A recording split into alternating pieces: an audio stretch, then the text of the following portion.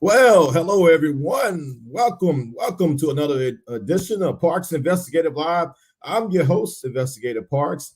I had my co-host beside me, but I think we're having some connection issues. But guys, real quickly, you don't want to miss this evening's program. We have a sitting U.S. Congresswoman, Representative Yvette, Congresswoman Yvette D. Clarke out of New York. You don't want to miss this program. She's no stranger to this program. She's been on Parks Investigator Live before in the past, almost a year since we had her on. We're so excited to have her back on the program, and her time is very narrow. So we're going to get her on real quickly. We're waiting to be joined by. He was Senate-elect, but he was just sworn in this past Wednesday. So Mississippi Senator Rod Hickman, he'll be joining the program as well. So without delaying it any further, guys, we're going to bring on the Congresswoman. And here is Miss Congresswoman Yvette D. Clarke. Welcome to the program again. Investigator Parks, it's so great to be back with you. Season's greetings to you and your viewers, your listenership. It's we've been through a lot over the past year, and it's just great to see that you're in good health and that you're still providing this service to the people. Absolutely. Well, we made some changes since you last been on. We kind of upgraded. I got me a green screen, and thanks to that first stimulus package that you and your colleagues passed, we got some high-speed internet where I live. You know, we always complain about that. So, hey, it's a lot of changes have been made since we last been on. So we shouldn't have any of those issues on my end. I can't speak for Pastor Graves, but we should be good and well. So, Congresswoman, again, so excited to have you onto this program. I know your time is very narrow, so we're going to get right into some of the questions that you're aware of. So again, I know a lot of things have been going on in the nation lately, and before we get into some of the questions I had for you, we want to remember those who was devastated by the tornadoes that happened overnight and early in the morning hours through Tennessee, Kentucky, especially Kentucky, and some of the other Midwestern states. I think the last count I saw before I came online, somewhere in Kentucky, they was saying at least 70 confirmed deaths, and the governor was thinking the numbers would increase over 100 by tomorrow daylight. So let's remember those families just this close to the holiday season, Christmas, within 2 to 3 weeks away. So, Congresswoman, I know you've been in touch. Your staff has been in touch with some of those people out in those Midwestern states. So I just want to remember those families before we get started. Absolutely, Investigator Park, as you stated, we're in the midst of a holiday season. Many who are Christian, like myself, are preparing for Christmas. Others may be preparing for Kwanzaa. Others may have just come through Hanukkah. But this is a blessed season, and it's always very devastating when our loved ones depart so unexpectedly during this time of year. So any time of year, it's difficult, but we look to the holidays for family gatherings and things of that nature. So we certainly send our prayers to those families who are experiencing loss, those who don't know the whereabouts of their loved ones in this moment. Absolutely. All right. Again, if you're just now tuning in, you're watching Parks Investigator Live. I'm your host, Investigator Parks. Special guest, Congresswoman, sitting U.S. Congresswoman Yvette D. Clarke out of New York. So excited to have her on. All right, Ms. Clarke. I know I had a lot of questions for you, but I know due to time restraints, we kind of narrowed some of the questions down. Most recently in the news in the last few weeks, we want to talk about the Rittenhouse verdict as well as the Ahmaud Arbery verdict. What are your thoughts on both of those verdicts or outcome of the court system? Well, let me just say, and I think it's no surprise to you and your viewers that the past couple of years since the beginning of the pandemic have been very volatile and very dramatic. We've just seen a building of unwarranted, unjustified killing of Black people, whether it was George Floyd or Breonna Taylor. And it has ushered in an era of activism within our nation that just simmers below the surface right now, but had boiled over. And we saw protests of Black Lives Matter throughout our nation. The Rittenhouse episode it is a part of the entire dynamic that we've been going through. And there's no way that you can hear the verdict in his case and question whether justice, is elusive for those who would be vigilantes in our society. We know that Kyle Rittenhouse was drawn to this particular area of Kenosha, Wisconsin, because of those protests. He left Illinois, 20 miles away, to join in a malicious style policing of the community. And as a result of that, two men lost their lives, and a third was injured.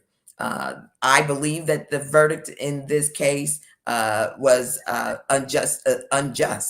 At the end of the day, a young man with a semi-automatic weapon crosses state lines and enters into a area where protests are taking place, and then has the nerve to feel as though his life was in jeopardy.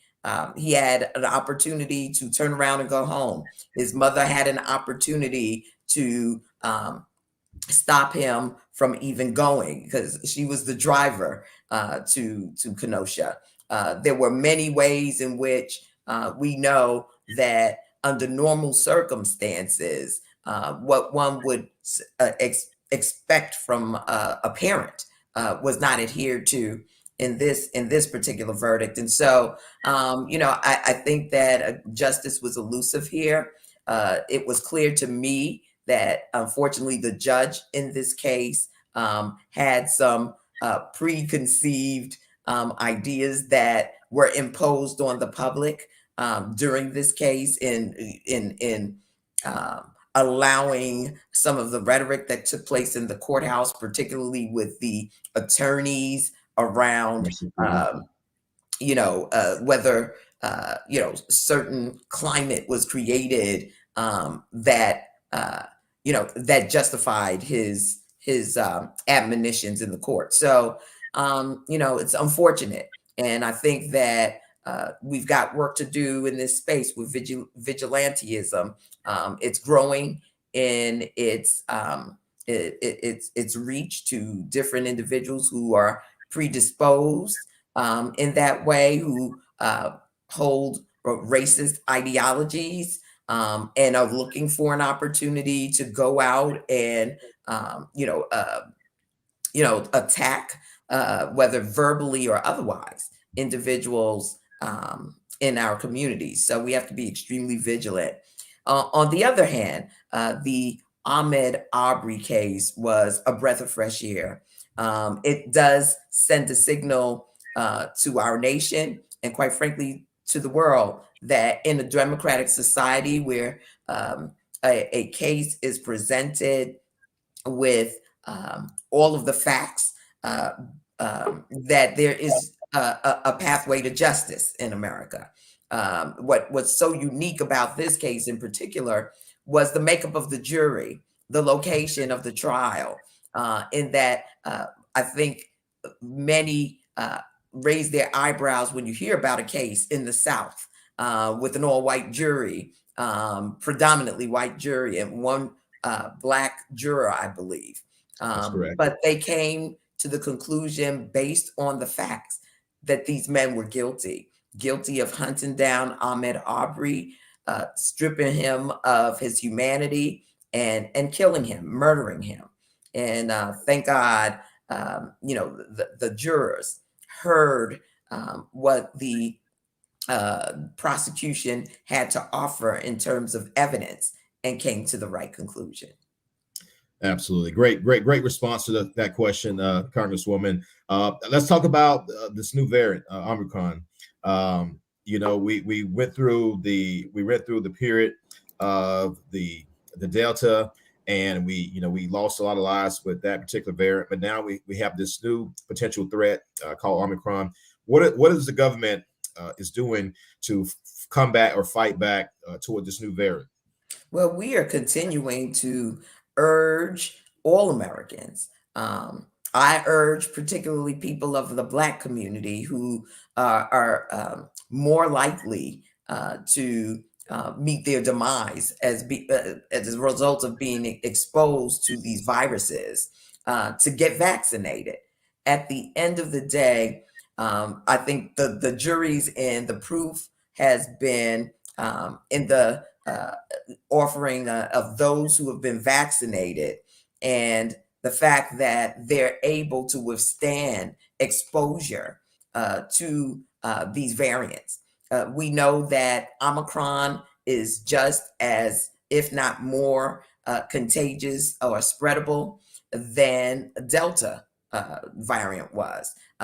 Delta remains the predominant variant in our society right now, and it still is a killer, just like COVID-19, the initial virus that entered into the public domain. So, at the end of the day, we want everyone to maintain, public health protocols. It's so important that we continue to wear our masks, notwithstanding the behavior of those around us. We're not only protecting ourselves, but we're protecting others. It's important that we get vaccinated, that we pursue getting our booster shots if we have been vaccinated, because the more that we can build our immunity throughout our society, the faster that we will rid ourselves of the deadly threat that looms with these variants. The other thing is that folks need to know variants occur because there is such a high viral load among the population that as it interacts with individuals in different different capacities, it will mutate. That is just the nature of viruses. So now we have Omicron. There may be further mutations taking place among the unvaccinated. And so we really want to encourage our sisters and brothers out there who still are on the fence or are hesitant. I'm fully vaccinated, and I'm from New York City, where we were the outbreak epicenter for COVID-19. We're beginning to get back to normal life in New York City, where our hospitals are not overloaded like we're finding in many parts of the country, like Michigan right now, where we see an uptick in the spread of the Delta variant. So I really want to encourage folks. The government is doing everything it can by providing free vaccination, providing as many, public health advisories as we possibly can. But unless individuals heed the call to be vaccinated, we will see further variants in the future. All right. And I want to go ahead and introduce our other special guest, Congresswoman. We're excited about this young man here. He had entered a very contested hot race we had an open seat in the Mississippi Senate from a previous senator who retired after 27 years.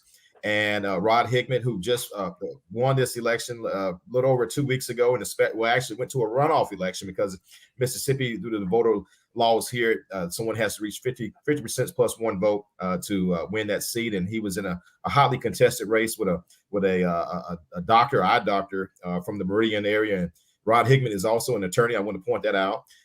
And he won a hotly contested race. And I want to introduce him to you as well. I know our time is getting real near to the deadline, but Mr. Hickman, if you would unmute your mic.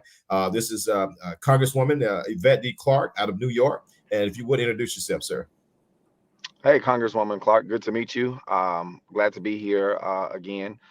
Certainly grateful for this opportunity. I think you did a pretty good job at introducing me. I was sworn in a couple of days ago, so I'm fresh on the job. I'm the newest and the youngest senator in the Mississippi State Senate currently.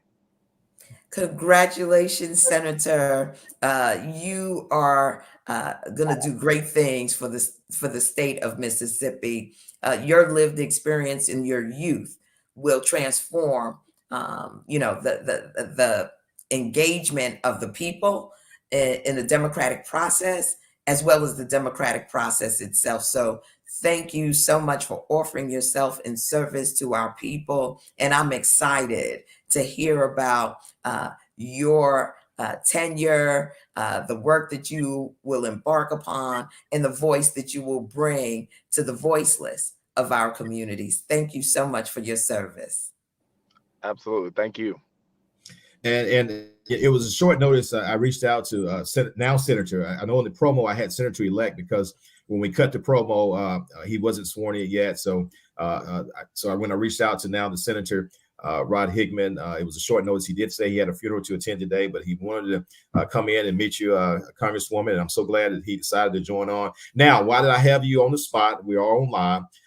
If me and the Senator fly out to Washington, can we have dinner with you or just somehow meet the Congresswoman? Is that possible for the holidays? Oh, that is, I don't know if it's possible before the holidays, but certainly I'll make every effort. But whenever you get into Washington, D.C., I think it would be important to set some time aside to meet both luminaries who have invited me to chime in from the north, up north, if you will. I look forward to it.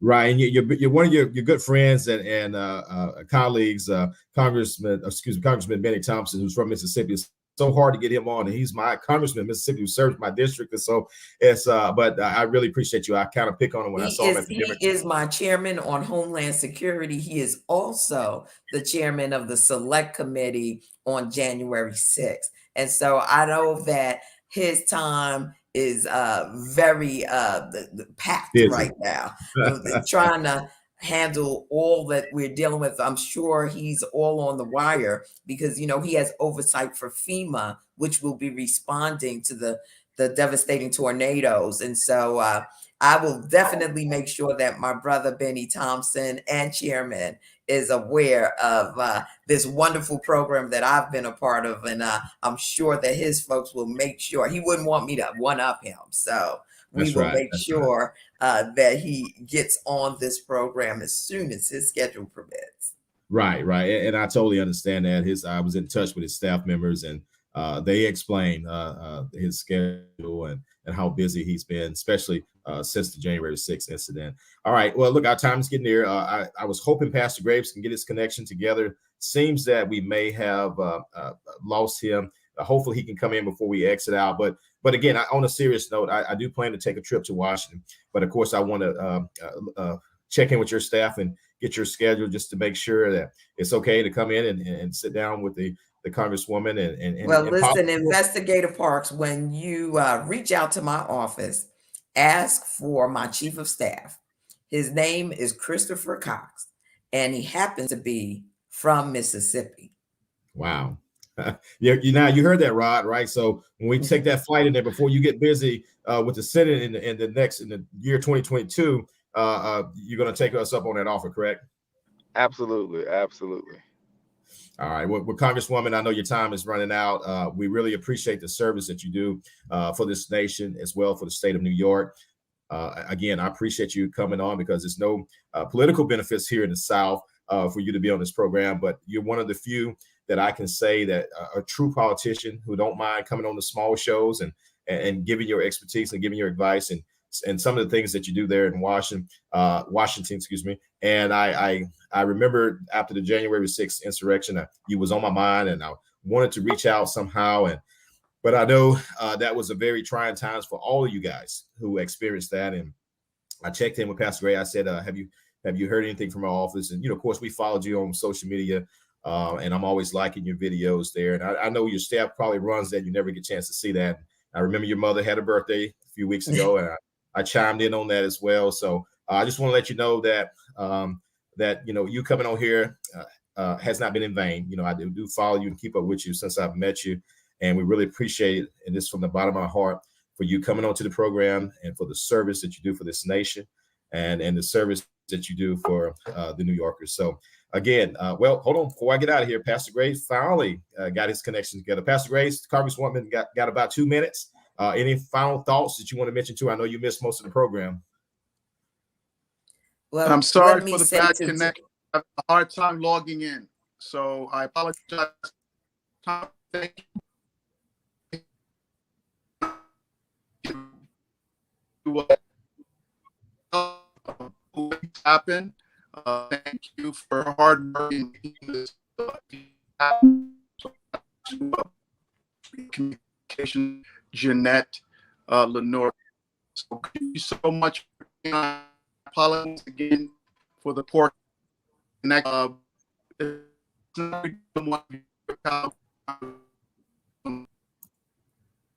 Well, Investigator Parks, the connection is truly bad. I was able to make out a few things that Pastor Graves said, but I want to wish him all the best. And I want to wish all of you all the best. We had some heavy topics this evening, and I wanted to just say that this is a season of hope. And let me say that we have been working diligently in Congress to bring hope, to bring relief and support to our people across this nation. I wanted to say that, we have passed some heavy legislation out of the House of Representatives. One that has been turned to law, which is the infrastructure jobs bill that will, I think, transform this nation.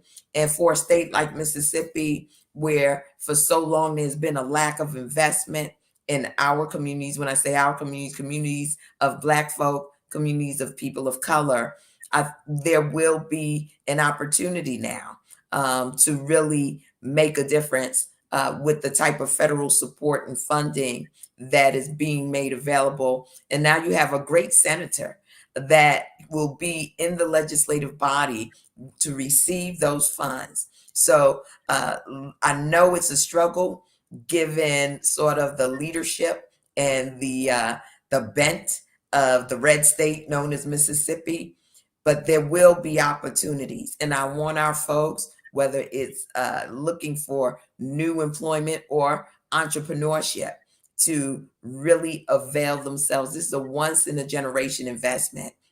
And we couple that with the Build Back Better Act that we are waiting the U.S. Senate to pass as we speak. And it's a game changer on so many different levels. So I look forward to further conversations. We have a lot more work to do. There is reason to be hopeful in this holiday season. Folks should be receiving child tax credits, which provide additional funding directly into their bank accounts for their children. So this holiday season, notwithstanding inflation, we're able to sort of navigate our way until we get past some of these more tumultuous times. But even beyond that, we're looking at, continuing to pressure on getting the John Lewis Voting Rights Accountability Act passed, because that is, without our voting rights in a democracy, January 6th will look like a walk in the park. We have got to make sure that our people are able to access the vote, no matter where they live in the United States of America, that this democracy is protected. We built this country, and we have invested ourselves in the notion of democracy and what it means for freedom and people around the world. And so this is our time. This is our generation's battle, and we have to be victorious. So we're asking that your viewers continue to press on their senators, regardless of what party they are in. When I say they're U.S. senators, to pass the John Lewis Voting Rights Accountability Act so that they can vote in every election uninhibited and by these draconian laws that are only meant to deny us our full franchise. Is 50 years or more that we have passed the Voting Rights Act and the Civil Rights Act in America. We can't let this generation allow any erosion in our rights as people who have helped build this country,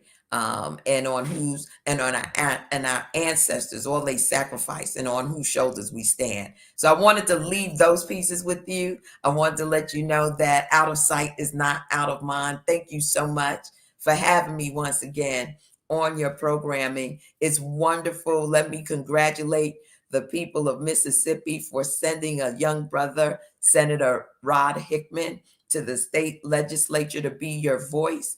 As I've said, his presence there will be a game changer. And so give him your support, encourage him along the way so that we can manifest what were only our ancestors' wildest dreams. Absolutely. And thank you so much, Congresswoman. I know you got to get out of here.